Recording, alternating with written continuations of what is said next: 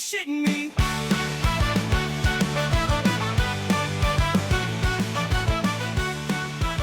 All right, folks. Welcome to another episode of AYSM. Are you shitting me? I am one of the co-hosts, Chuck, and with me is my good buddy, Brett. Brett, how are you today? I am fan-freaking-tastic. Chuck, how are you? I'm doing good. Yeah. Doing really well. And today we're going to be talking about one of the things that I always bitch and complain about, and that's going to be, Brett, what the fuck is an American food? Oh, I thought you were going to say that was Brett. Wait a second. Not cool, dude. Not cool. We are grievances in private, not on the episodes. Right? Yeah. But before we get started with this beautiful subject, I believe you have a beer that you were going to drink for breakfast. I do have a beer. Maybe it was the label, maybe it was the name. Could be gold or totally lame. What are we sipping on? Yeah, there it is. Founders Breakfast Stout. How come you're Founders not drinking one, Breakfast Stout. Chuck? I know you have one. I retired from drinking Founders Breakfast Stout the first time I drank one. I'm going to let you enjoy this one on your own. Now, it's nothing against Founders. They're a great brewery. I know they have a lot of other good stuff, but I just cannot do the Breakfast Stout. It's too much for me. Look at that thick pour. Looks like mud in a glass. But yeah, I mean, Odor oil. why not? Yeah. It looks like motor oil. Yeah, it does. It's a strong coffee aroma. So this is the Breakfast Stout by, like you said, by Founders. It's a Imperial Double Coffee Stout, 8.3% ABV, and it's got a 4.11 rating out of 371,000 plus ratings. So a lot of people like this, Chuck. What's wrong with you? Did you say that ABV was only 8.3? Yeah, only 8.3. Oh, I thought I would have a little more kick. Yeah. It says Yeah, here on the it's- bottle, it's- Chuck's a wussy.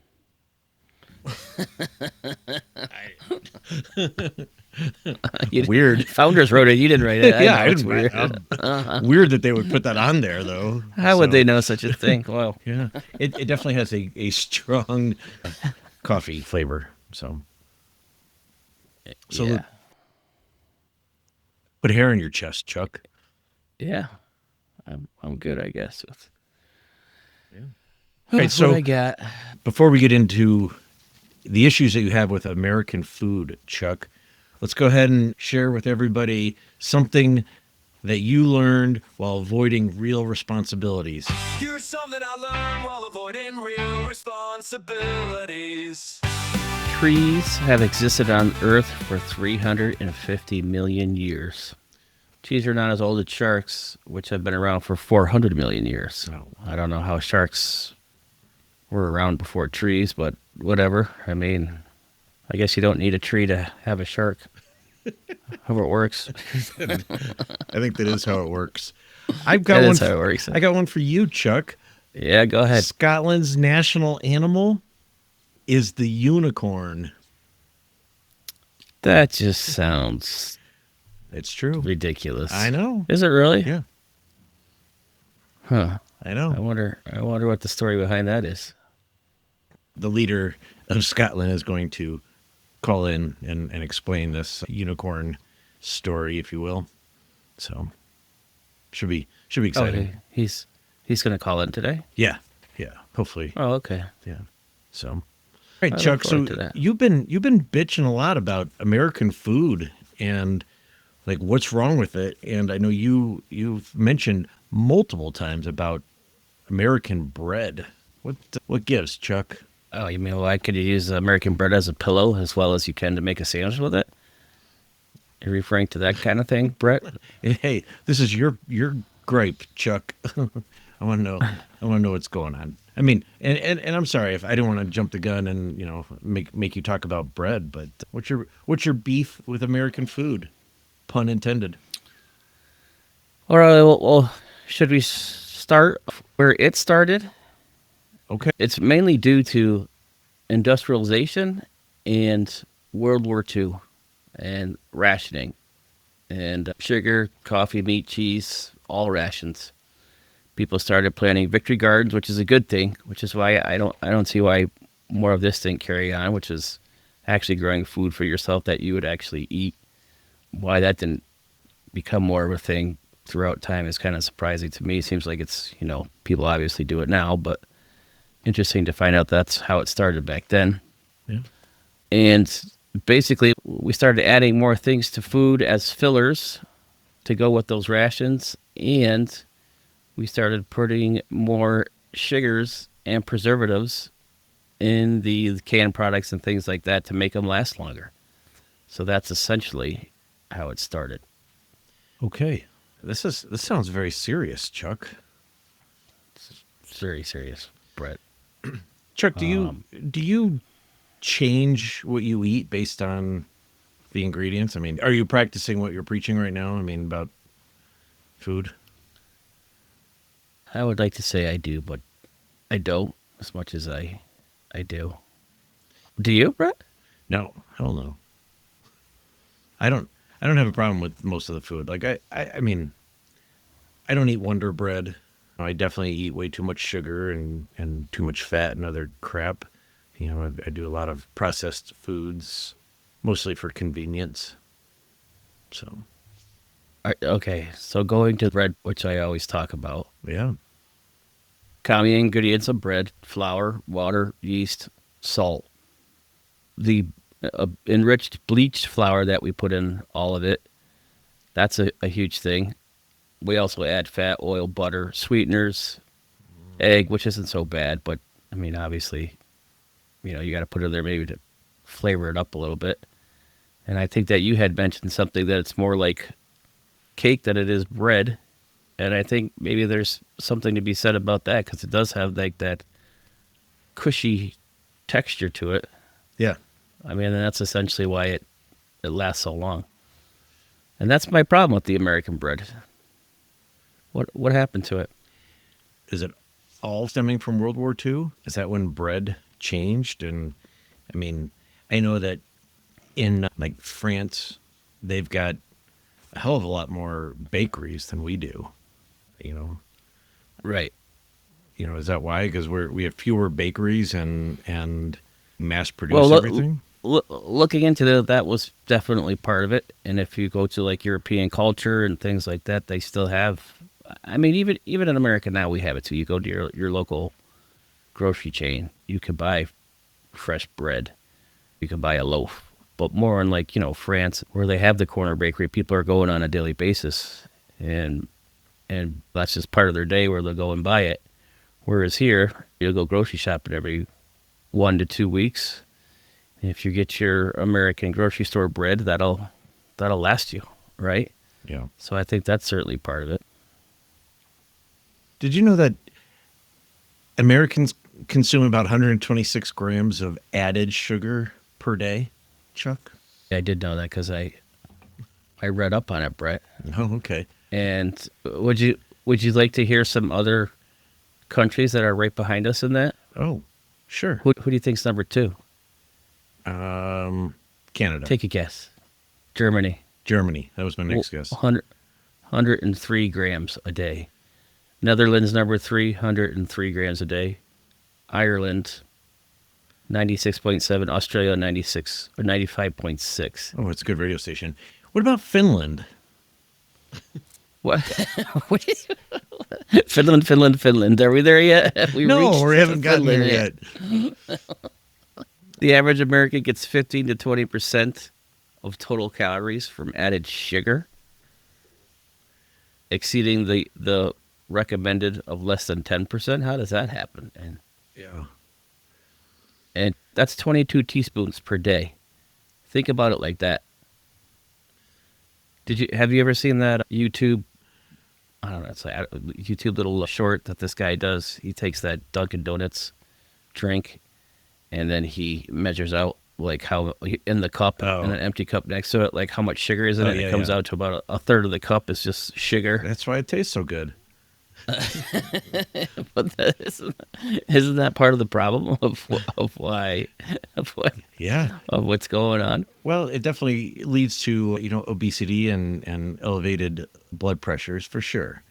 I know that's one of my issues, but Right. And so you'll see that, like, how did we get to all the sugar for breakfast? You ever walk down the cereal aisle in the grocery store and take the selection is insane. And obviously the sugar cereal outweighs the ones that are actually healthy for you. yeah, but But that was, I think the ones that are go even ahead. considered healthy also are, They're not. yeah, they're high in Yeah, sugar too. look at the sugar. Yeah. Look how much sugar is in all of them, and most of that came from marketing. And now it's like a cultural norm that we just eat sugar for breakfast. Have you ever tried to go sugar free? Like, I tried. I made it like a day or two. How'd it work out for you? It sucked. You can eat cornflakes, but even though I've never even looked, like, what does even cornflakes have for the I sugar don't- content? And I don't know, but they're not Frosted Flakes, that's for sure. So, just yeah, which is cornflakes layered with sugar on yeah. top of That's what makes it so it. good. So growing up, my mom did not have sugared cereal in the house except for instant oatmeal, which, come to find out, has tons of sugar Yeah, in it those does. packages. And then whenever we would eat just like Cheerios, I would literally just take the sugar and just pour it right on there out of the sugar bowl. Yeah. You sprinkle a little on there, so Yeah. you're always getting your sugar intake somehow or another. Right? Well, I mean, yes. So first of all, I always add way too much sugar. I don't eat cereal that often, but I'm always adding a lot of sugar. I will say this: I went from like Splenda to just sugar again because I've always heard some things about Splenda that make me not want to consume it. So, I'm trying to go all natural, but then it takes, 8 scoops of sugar in my coffee to make it taste decent. So, but even peanut butter, it's got a shit ton of sugar in it. And It's not even real peanut butter. yeah, Yeah. Like the stuff that you grew up on, like Jif or Skippy or yeah, Peter Pan or whatever the other ones are. I do. I don't know. It's some natural peanut butter. I can't remember who makes it, but it's one of those bigger brands. But I don't know. I do sugar-free jelly. That's pretty good. So yeah. I mean, Sugar-free jelly. yeah, like PB&J. Who makes it? Who makes that? Why would they ruin a kid's day by sugar-free jelly? It tastes it tastes totally fine the way it is. Like I like fruit. I just don't, most of my fruit. Like I'm thinking of like when I was a kid, I can remember in the summer we would eat just a bowl of blueberries, and we'd put a little bit of milk in with them and eat it like it was cereal, and a crap ton of sugar. That's what Yeah. made them good. We just put sugar on everything. Or you remember? A lot of fruit has just the natural sweetness and sugars that it has to it is good enough, but yet we are compelled to dump more sugar on there. Yeah, I don't know.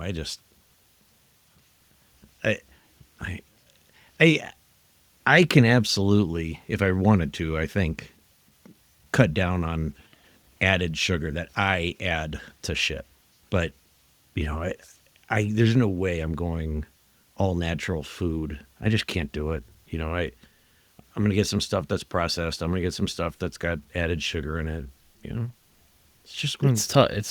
It's a tough lifestyle to live if you're going to Yeah. try to cut out that. I mean, I have I have family members, extended family members that live like that, like my sister and her family, and she's the real deal and has been doing it for a good portion of her life, and they've managed to stick to it, and they're just used to doing it that way. But I find it tough, and it's no wonder, like you had mentioned, that we are, although I thought, actually, I was looking at the obesity rates, and I thought that we would be higher in the world, but depending upon Wait, whoa. We're not which- number one? We're we're not USA, surprising. USA. Come on, people, get your shit together. We can Surprisingly, do this. We can. Where are we, Chuck?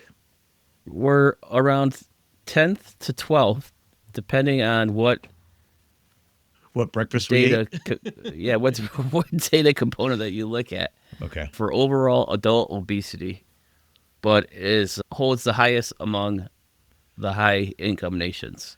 Okay. So the things I thought this is kind of interesting. The most obese countries are like Tonga, Nauru, Cook Island, Niue, Tuvalu.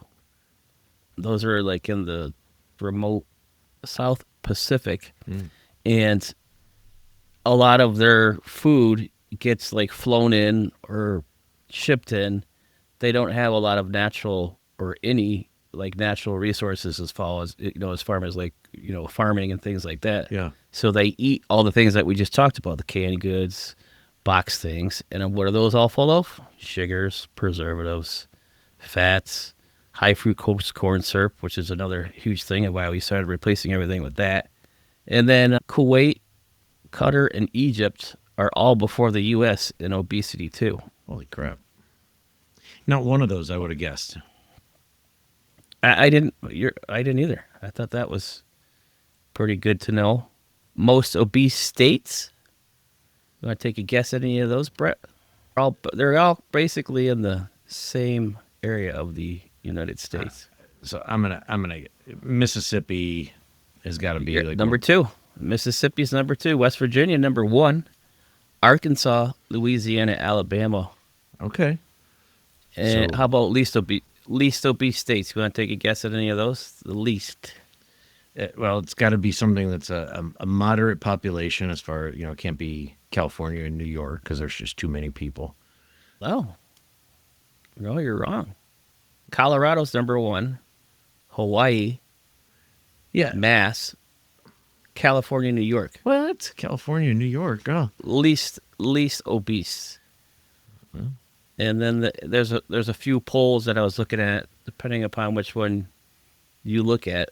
The healthiest city in the U.S. is San Francisco, Honolulu, Seattle, San Diego, and Salt Lake City. Wow. And not only is San Francisco ranked healthiest in the U.S., but it's also ranked in the top 5 as healthiest city in the world. What is it? With What Valencia- city? San Francisco. Can you believe that? I mean, Valen- some of them I can imagine that it's, nice outdoors. People like spending time outdoors. Like San Francisco just seems like, I've never been there, but it seems like nice weather and, people go out Yeah. and, Well, maybe that would explain why Colorado is the least obese state, yeah. or not the I mean, fattest country. well, yeah, if we're going to lead in something, I don't want to lead in things that are portrayed as negative, and I'm sure, there's plenty of facts out there for different things that we lead the world in that are negative. But yeah, I am glad that we are not number 1 or top 10. What do you think is the most consumed beverage? Red Bull. Most consumed. No, Re- I know the answer. The answer to this: the most consumed beverage is water in the world. It's water. Well, in America, let's just go there. Oh, don't you go there, Chuck. I mean, You'll probably guess this. It's actually water's actually number 2. okay. Well then, all right. So tea and water and coffee. Yes, coffee's number 1. Yeah. 66% of Americans daily. What do you think's number 3? This will definitely be an easy. Third in America is soda. Oh, just Sugar water. okay. Yeah. Does that surprise you? No, so I know that globally, water is number 1. Number 2 is tea. Number 3 is coffee, and then, I'm doing my best, Chuck, to try to get beer higher up in the ranking. But so far, I need the rest of America to chime in. Maybe if one of those 14 states that don't listen to us started listening, we could get our percentage up. Which of those do you drink, Chuck, on a regular basis? Water and probably soda. I hate to admit. No, that's I am this a is a tea. safe space, Chuck. I am a Come on. I am a hot tea drinker, but I'm not drinking it every day. Yeah, I I It'll enjoy tea. clean Like, you right out. I'm sorry, what? I said it'll clean you right out. What You know what I tea are said? no? What tea are you drinking? Hot tea. Every time I drink hot tea, Cleans you out? yeah, Okay. cleans me out. I don't have that issue, but I do like tea maybe, on average, once or twice a month, for the year. I mean, and it's mostly, during the colder months, but yeah, in the morning, I, ca- I can't do tea in the morning. It's all coffee, and I drink a lot of it. You drink a lot of coffee. Yeah. I mean, usually like two big mugfuls.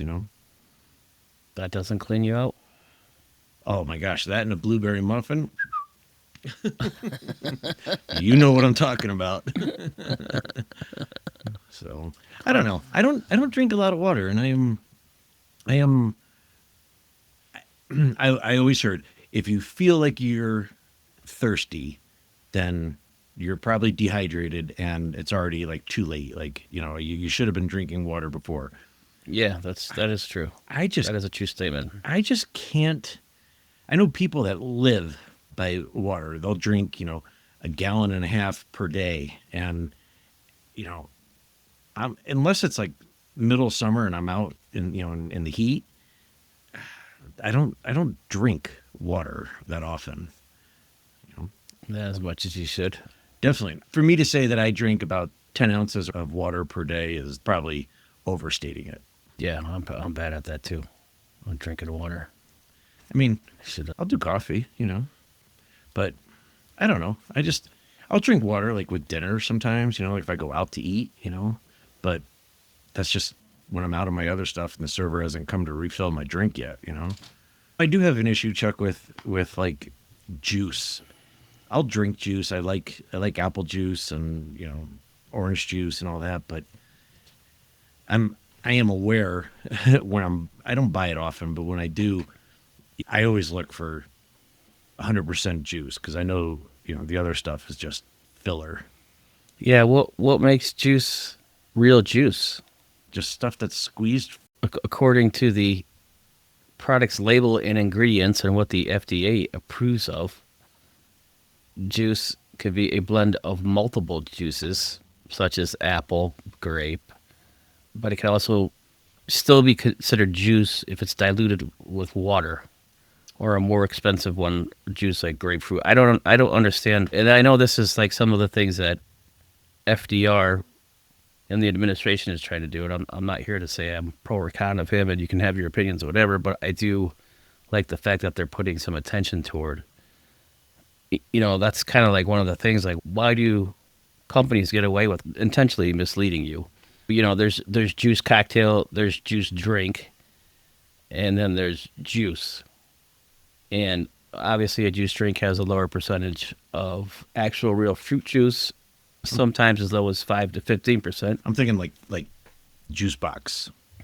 Oh, it's corn syrup and sugar water, and that's what I mean. I think there should be some stricter rules of what you can call. You shouldn't even be able to call that juice. You know what I mean? Yeah. Which I guess is You why got a problem call it with the juice, drink, Chuck? I got, I got a problem with juice. Juice and bread. Those are my main enemies.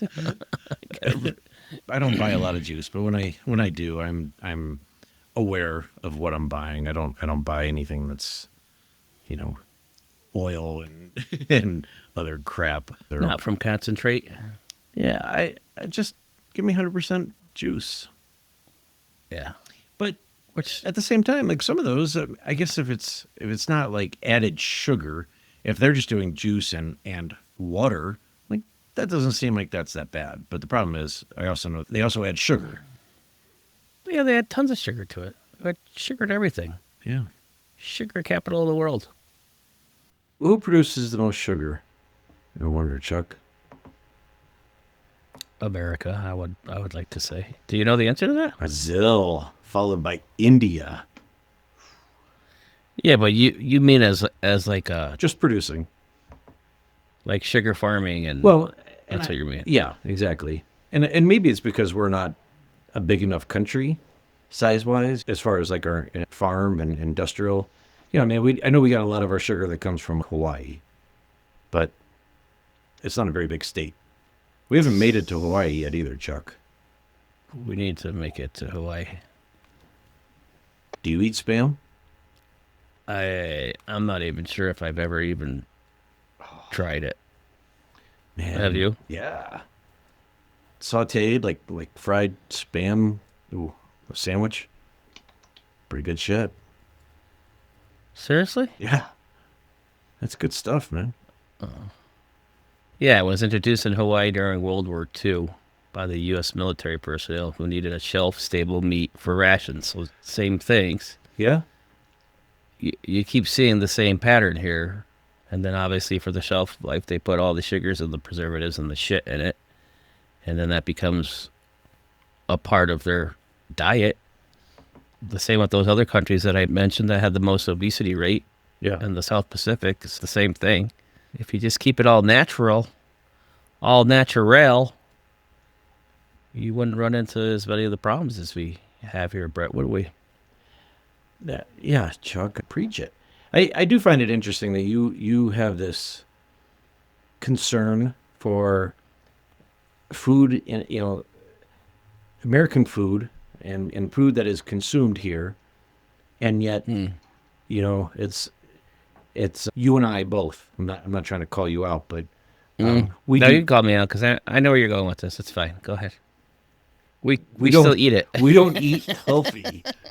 We don't. No, I agree with you. I am drinking I my meal right here. I, I I just like to understand where it comes from and how, as a society, these are all the cultural norms of what we eat. I did check out How it got that way. you mentioned some YouTube guy that has a crap ton of shows, and it was specifically about bread, and I did go and watch that in preparation of this episode, and Johnny Harris. yeah, Yeah, he's got some really good stuff. yeah, he's got some really good content out there. Really good production value too, on what he does. Yeah, a lot better than us. Yes. He's interesting stuff. Yeah, but Yeah. he also, he reads off a script and then records it, and they, splice it all together. So he probably reads it 2 or 3 times, and then, we don't have that luxury, Chuck. We got to get it right the very first time. We are we're not quite there yet, but No, we are. Yeah, we he are did. not there yet. He does a Well, good once we get a production team, watch out. oh, yeah, we're in. All right. Well, do you have any suggestions on what we can do as Americans and all of our listeners can do to be healthier, Chuck? How can we make a difference? Do we need to write letters to people who are all not working right now? Write letters. Pick up the box and read the ingredients. Just think of things that are more natural to eat than things that are processed or canned or things like that. Shop at Whole Foods, which I don't do. Do your things like that. Cut out your grains and your sugars in your diet and start with that. I can tell you right now, one of the things that we need to do in our country, in my opinion, it should not cost us, a week's worth of a salary to shop at a natural food store. It shouldn't be, double the price for less product. Like that's just crazy. I know we can do better, and I know that there are a lot of people who, like you mentioned earlier, they have their own garden, they grow their own food. That's a great start. Supporting like local farmers and go to any of these farmers markets, support those people. But even some of that stuff is expensive, Yeah, but you do see more of that now, right? And you do see more people being educated about, what exactly our food is all about. You do see more of the small little farmers markets. And even people that sell honey, we could do a whole episode on what is real honey. That's a whole interesting thing. Nope. Now we're not going to do that. Not going to do that. I'm just saying that people are definitely smarter now than they were 10, 20 years ago about what exactly the American diet is and what it's all about. I will say that it's a generational thing. I think that, maybe this canned shit and the sugar started around World War II. And I think that carried over into our parents, for sure. I think that we kind of hit our peak for crappy food in the 80s, is my guess. 90s probably weren't much better, but the 80s were, fuck, we made cereal that was cookies. It literally was cookies. And it was all, the marketing was outrageous. It was all targeted to us kids. So, of course, that's what we ate. And I think it was a time when our parents were younger, when it was mostly one parent working to two parents working when we were growing up. And so it was convenience. And then something happened around late 90s and early 2000s. Like, people just became a little bit more aware and started eating and drinking better. And I think we're seeing some of that still continue and improve. There's natural stuff on the shelves. And hell, look, there's a whole market, as we talked with Eric Hobbs, people who are not drinking alcohol. Like, what's wrong with these people? But, it's like our kids, it's different. They eat healthier. They don't drink alcohol. At some point after our generation, kids actually started working out, like legit working out. That wasn't a thing for us, So, Not unless you were an athlete, then. but even yeah, so, but when you played soccer, how ripped were you? oh, I was cut, man. I was super cut. Well, I had I was a Go ahead. teenager who had a high metabolism, who just ran all the time. Yeah. I was in pretty good shape, but I could do that too. But I know what you're saying. I'm just saying, like, you would see that more on people who played sports in school or whatever. But now, even if you don't play a sport, you're still going to the gym and you're working out for Yes. the younger generation. Much more educated and health conscious about Yeah. how they live their lifestyles. Yeah. The alcohol thing is, I find, really interesting too, because it is now, if you look at the research on it and you read articles on it, and that less people are drinking alcohol. Non-alcoholic drinks they're a whole new market in itself, as we did talk about with Eric Hobbs, which I thought was very interesting when we did have that conversation with them. Yeah. And that's all good stuff. I mean, different world though. right. That's all I'm saying is, generationally, we are very far apart from, when we were in our early 20s compared to your kids in the early 20s and my kids, Well, we were a lot different. maybe. Maybe. Okay. How many of your kids are overweight in their early 20s? None of them are None. right now. Right. They're not. You and I were. It's sad but true. All right, Chuck. Well, I appreciate you bringing this to our attention. I think this will go down as one of our healthiest episodes ever. This episode. Interesting little It is. information. It is. So I was drinking the Founder's Breakfast Stout, Chuck. You are missing out. This was probably I was beers letting you ever. enjoy that breakfast stout. Yeah. I am disappointed because I did give you one. I'm going to give this I'll give this a strong 4 out of 5. So we'll put that on our Untapped account. Make sure you like and follow us on Spotify and YouTube, and obviously on Untapped as well. You can see what Chuck and I are drinking. If you're one of our friends, you might get to see ahead of time what we've been drinking before the episode. Yeah. What he said.